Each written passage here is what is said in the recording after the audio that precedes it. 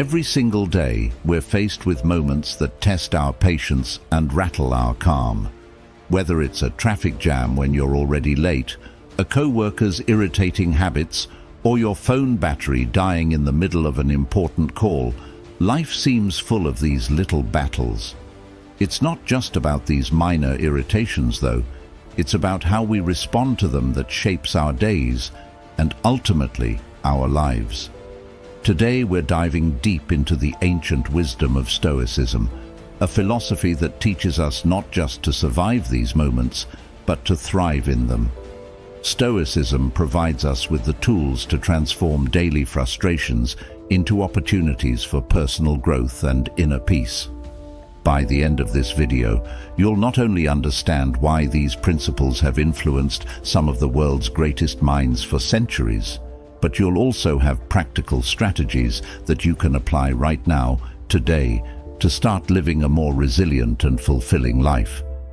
So let's embark on this journey together, exploring how the calm logic of Stoicism can help us control our reactions, cultivate serenity, and bring about profound personal transformation. If you appreciate what we're diving into today and want to keep learning together, do me a simple free favor by hitting the subscribe button, and make sure you don't skip any part of the video to get the full transformative insights we're about to explore. Let's get started. Lesson number 1: recognizing anger as natural. It's important to remember that everyone feels angry sometimes. It's part of being human. But here's where Stoicism steps in with its profound wisdom. Stoicism teaches us that while we can't always control what happens to us, we can control how we respond. This is pivotal in transforming our relationship with anger. Think about it. When something goes wrong or someone frustrates us, our first instinct might be to react with anger. But what if, instead, we paused and considered this reaction? Stoicism encourages us to see these moments as opportunities to practice virtues like patience, understanding, and resilience. By acknowledging anger as a natural emotion, we set the stage for learning how to handle it more effectively. The Stoic philosophers like Epictetus and Marcus Aurelius often discussed the concept of not being swayed by external events, but instead focusing on our internal responses. They believed that our emotions, including anger, come from our judgments about events, not the events themselves. So, when we feel angry, it's often because we're placing a particular value or judgment on what's happened. This understanding opens up a powerful opportunity for us. Each time we feel anger rising, we can ask ourselves, what judgment am I making about this situation? Is there another way to view it? This is not about suppressing or denying your anger. It's about understanding it.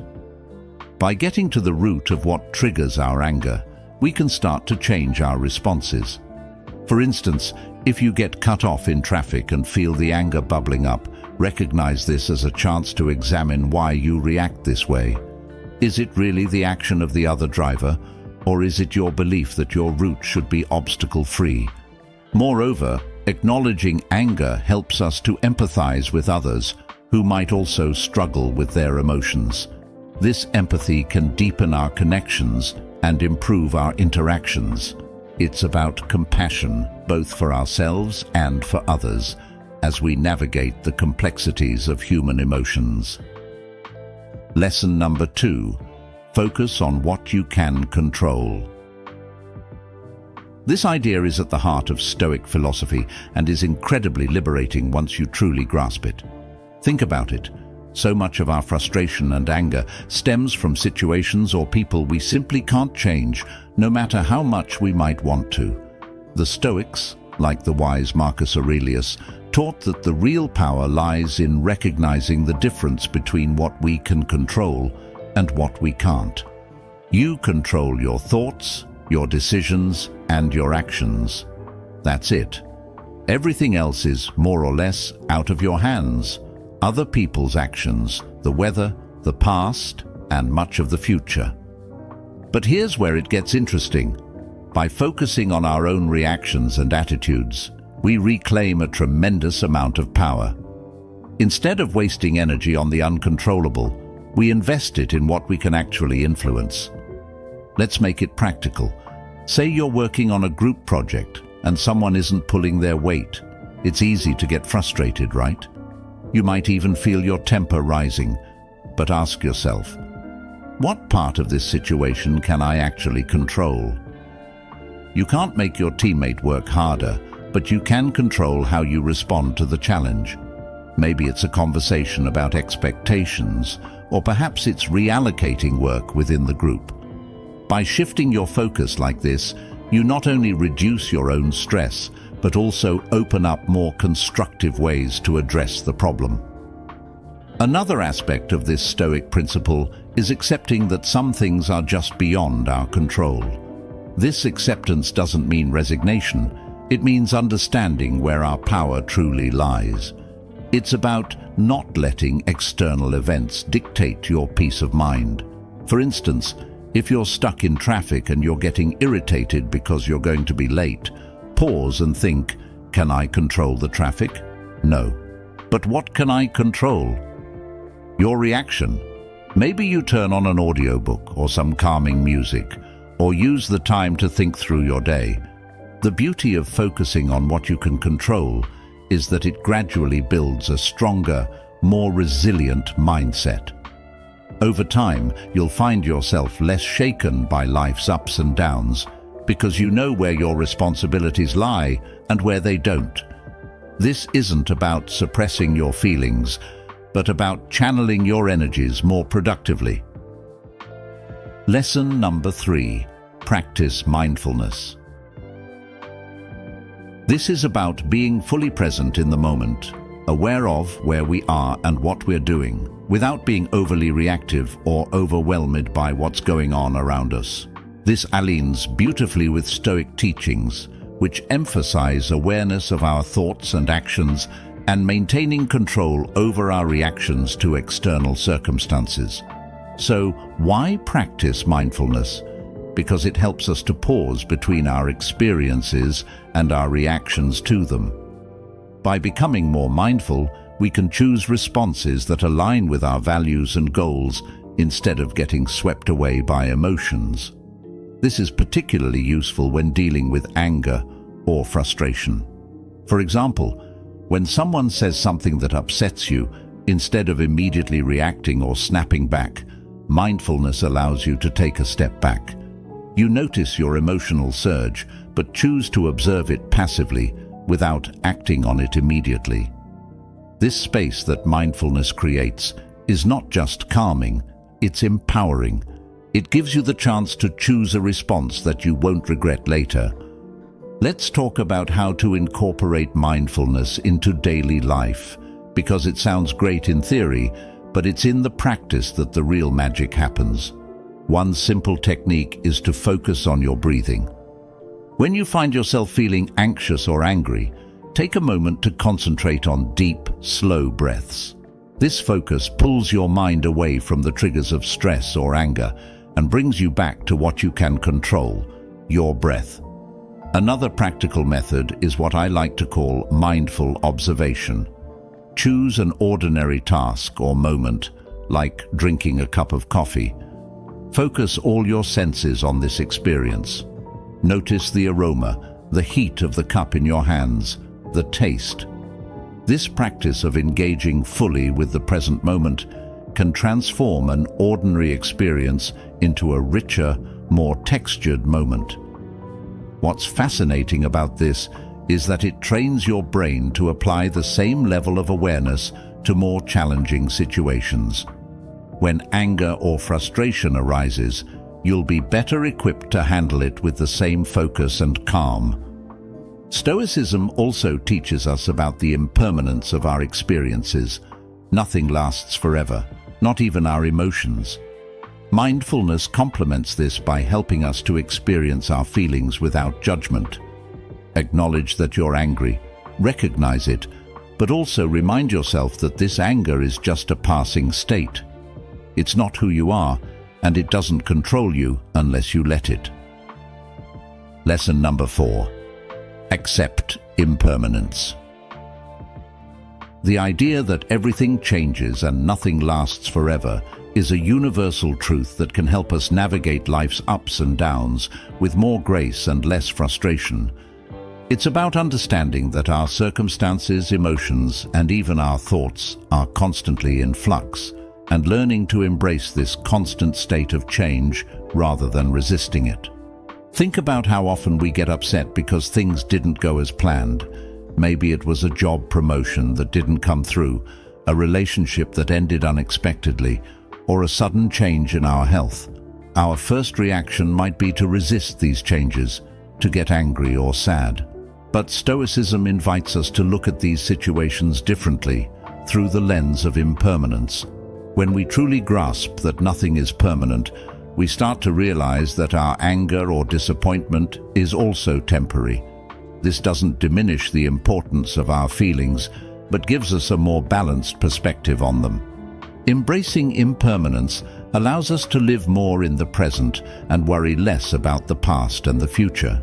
If you know that everything is temporary, you begin to appreciate your experiences and the people around you more deeply.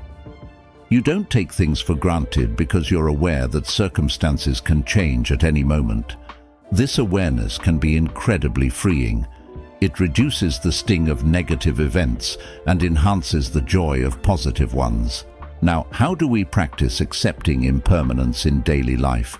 Start by reflecting on the transient nature of your surroundings and experiences. For example, watch how the seasons change, observe how your feelings shift throughout the day, or how your relationships evolve over time. These observations can be reminders that change is the only constant. Another way to integrate this into your life is by adjusting how you respond to disruptions or unexpected changes. Instead of reacting with frustration when something doesn't go your way, take a moment to acknowledge that this change is part of a bigger flow of life. It's an opportunity to adapt and grow. Think about a time when something didn't work out as you had hoped, and then something better came along. Often, it's only in hindsight that we see how these changes were beneficial. Stoicism doesn't just ask us to accept impermanence, it encourages us to find strength in it. Each change and ending is a chance to practice resilience and flexibility. By fostering this mindset, we not only cope with life's challenges more effectively, but also learn to move through them with a sense of peace and anticipation for what's next. Lesson number 5. Understand your emotions. The Stoics believed that becoming aware of the root causes of our emotions could lead to greater self-mastery. When we understand our emotions, we are better equipped to respond to life's challenges in ways that are aligned with our values and goals, rather than simply reacting out of habit or impulse. Every emotion we experience, whether it's anger, joy, sadness, or fear, is triggered by our perceptions of the world around us. For example, if you feel angry when someone interrupts you while speaking, it's worth exploring why. Is it because you feel disrespected? Or perhaps it reflects a deeper insecurity about your voice being heard? By digging into these questions, you can begin to understand not just your reactions, but also the beliefs and values that underlie them. This understanding is crucial because it gives you the opportunity to change your perceptions and, consequently, the way you feel. Stoicism teaches us that our emotions are predicated on our judgments. The good news is that judgments can be examined and changed. So, when you feel a strong emotion, try to step back and ask yourself, what am I believing right now? Is this belief true? Is it helpful? This kind of questioning can be very powerful. It allows you to shift your perspective and choose a different emotional response, one that serves you better. For instance, if you're feeling anxious about a work presentation, it might be because you believe that you must perform perfectly in order to be respected.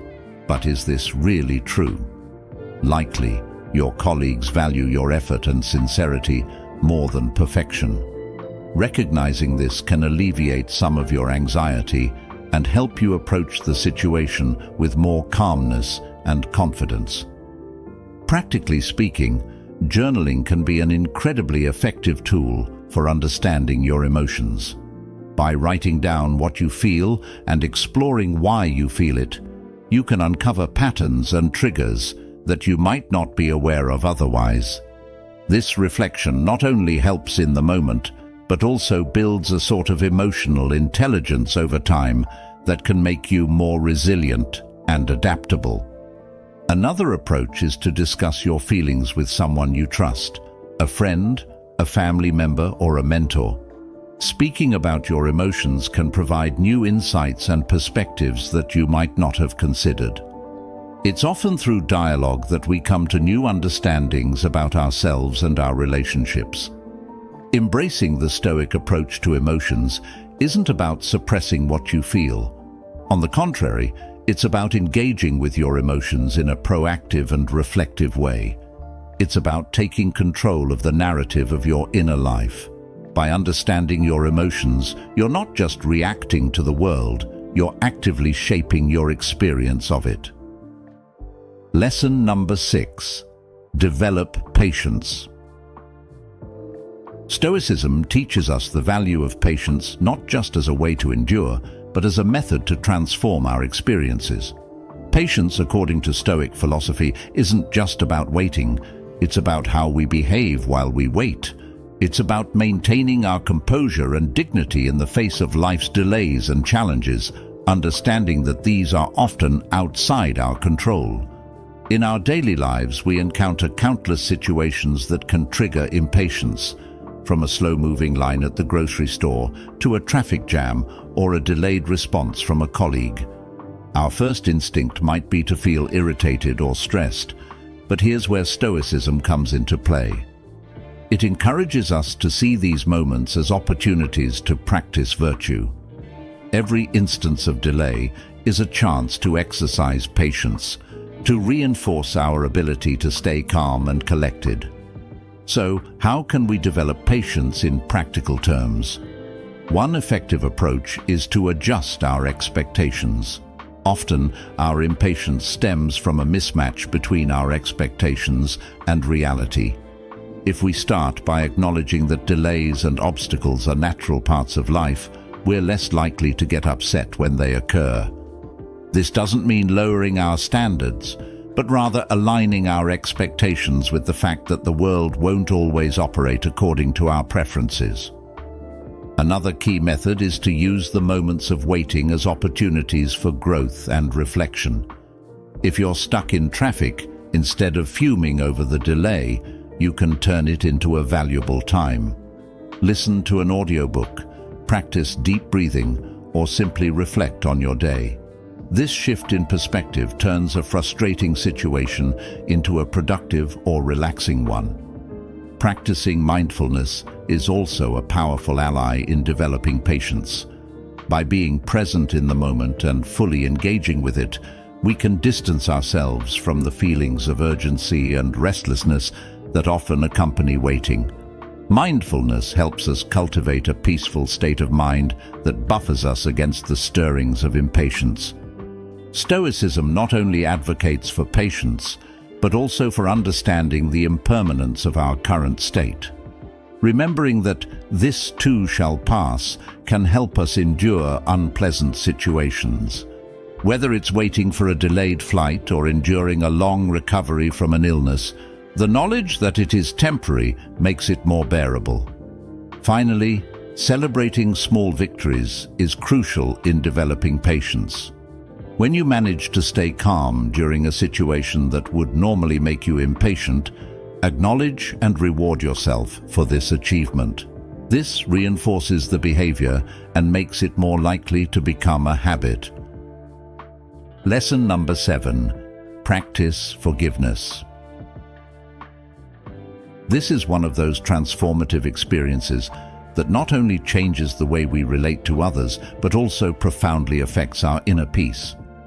Forgiveness, in the Stoic sense, is not about condoning wrongdoings or forgetting the harm done. It's about freeing ourselves from the emotional burden that comes from carrying grudges. Forgiveness requires a strong sense of self-awareness and control over one's emotions, qualities that Stoics strive to develop. It involves recognizing that our anger and hurt, while natural and valid responses to perceived injustices, are ultimately within our control. This doesn't mean that the process is simple or immediate. Forgiveness can be challenging. It often requires a deliberate, concerted effort to let go of deep-seated feelings of injustice.